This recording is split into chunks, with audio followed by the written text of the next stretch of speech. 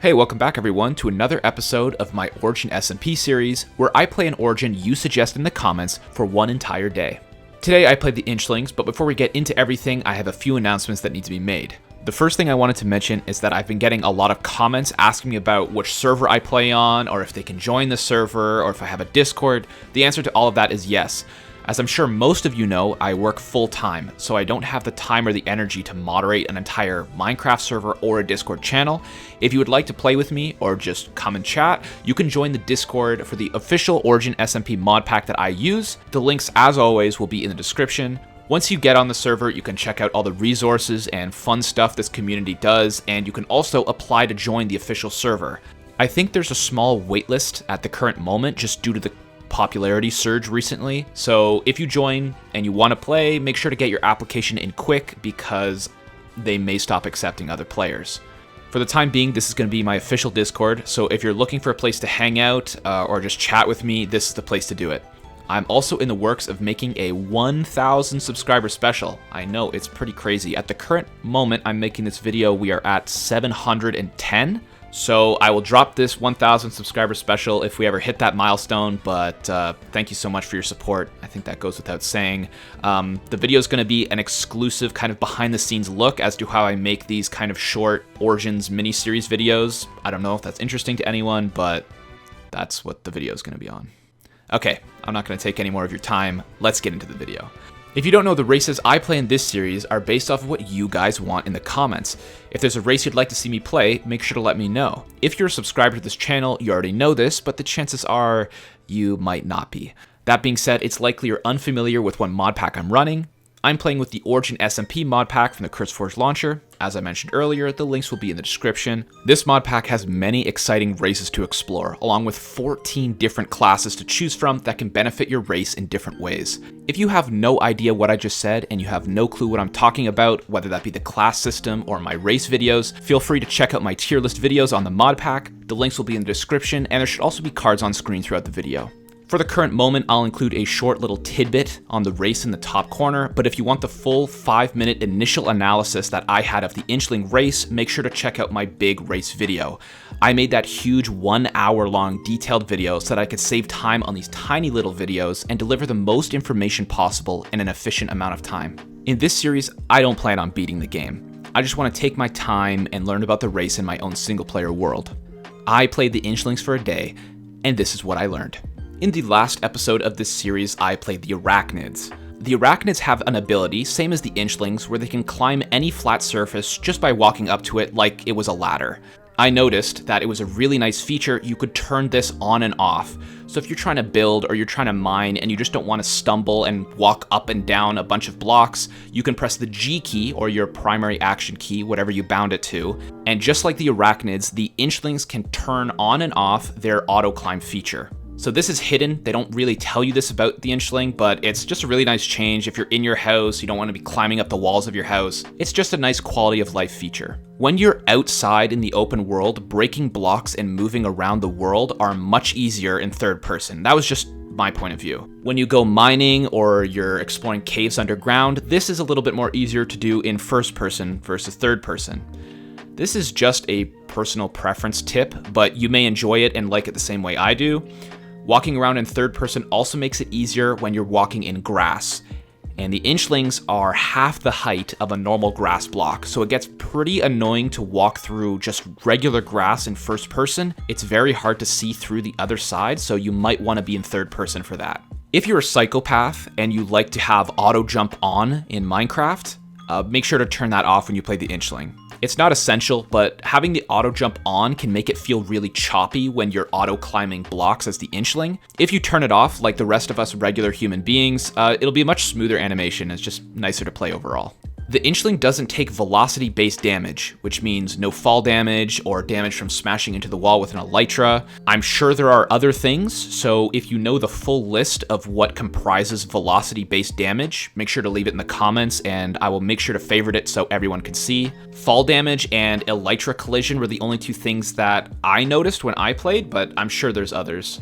For me, field of view is really important. The normal FOV is terrible. It is really, really hard to play as when you're playing the Inchling. In my opinion, Quake Pro, which is the max field of view, if you didn't know, it feels like 90 field of view or maybe 100 in normal Minecraft. So just as a tip, the more things you can see when you're super small is obviously pretty important. And in my opinion, playing with a wider FOV it's just easier to play the Inchling like that. Despite the Inchlings being 4 times smaller than humans, the Inchlings have the same lung capacity when they're underwater. I don't know how that slipped through the cracks, but the Inchlings can actually hold their breath for exactly the same amount as most races or just the human can underwater. Treading water or swimming at the top level of water is kind of annoying as the Inchling. If you didn't know, to tread water or to stay at the top of the water, you have to hold down the spacebar. I probably didn't have to explain that, you probably all knew that. But when you're a regular character in Minecraft, you bob in the water.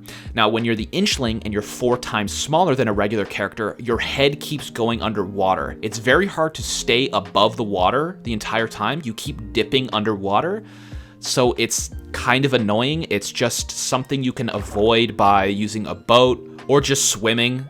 For me, that was something I found that was really annoying while I was trying to get across rivers and stuff like that. So that's just a personal preference thing, but it's still something new I learned when I played the Inchlings. My entire first day and night of playing the Inchlings, my hunger didn't go down once. So the small appetite passive they have where they require less food, it is a lot less food. Like, if I was sprinting around, I was collecting footage and testing a bunch of stuff, it is nice. It is very nice for starting out in an area with not a lot of food, and it's really, really nice for the early game. Some versions of the mod let the Inchling consume sugar for a speed boost. My version didn't have that, but it's possible yours does, so make sure to look into that if you're starting out and you're playing the Inchling for your first time in a specific mod pack, or you download the mod. You might have that ability, eat sugar, and you get speed boost 2 or something. So here's another tip to just watch out for. When hitting mobs, grass can get in your way and tank a shot. This is a pretty big thing to keep your eye out for, especially if you're in PvP or trying to fight other players. Because you're so small as the Inchling, your eye level is pretty much directly at like the height of grass or even below it.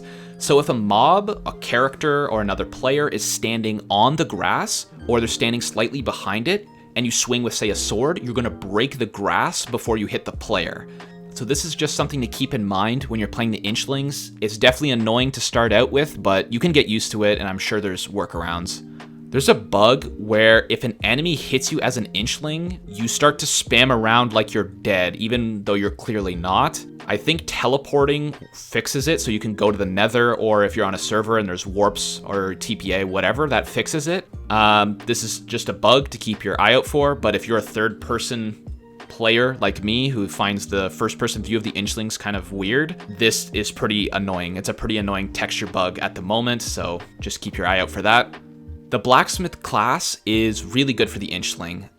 Again, if you don't know what the class system is, I have a whole video on that, but the Blacksmith class basically adds extra armor value and toughness to all armor that you make. So this is pretty important for the Inchlings because they just have less HP than normal races do or the humans do. So getting that extra armor value is pretty valuable. Despite that, you're still incredibly squishy, and you can get destroyed by like piglins in the Nether. I think I died in 3 hits. I just left the portal and pretty much died. So you are definitely squishy. This is a different story for PvP because players can make mistakes and they can miss a sword swing, or they can miss, attacks. But when you're playing in single player or PvE, zombies, piglins, spiders, whatever, they're gonna hit you. They're gonna hit that hitbox every single time. They're not gonna miss their attack. So this is definitely something you need to keep your eye out for and be cautious of that, because I certainly wasn't. In single player, the small size of the Inchling is pretty much good for like the Wither and maybe the Skeleton, because they can miss their ranged attacks. But against melee hostile mobs, they're gonna destroy you if you get too close. And the last tip as the Inchling, which I'm sure you knew, is you're actually shorter than half a block tall. Even though your textures might look that way, you can fit in between a 1 slab area. So I had a lot of fun designing my house. It was built in the side of a cliff, and it had lots of cool entrances that only the Inchlings could get in. It has really good potential for like new architecture or new housing designs. That was something I really enjoyed. Obviously, I knew going into playing the Inchling that they were really small, but building a super tiny house was really fun. And that's pretty much it. I played the Inchlings for a day, and that is what I learned. Did I miss anything? Be sure to comment down below if I missed any tips or tricks with the Inchling that you may have found when you played them. I hope you learned something from this video, and if you did, it would mean a lot if you hit the like button. Is there a specific race you'd like to see me try out next? Comment down below, and if I make a video on your suggestion, your comment will be featured in the start of that video. Thank you so much for tuning in, and I'll see you in the next one.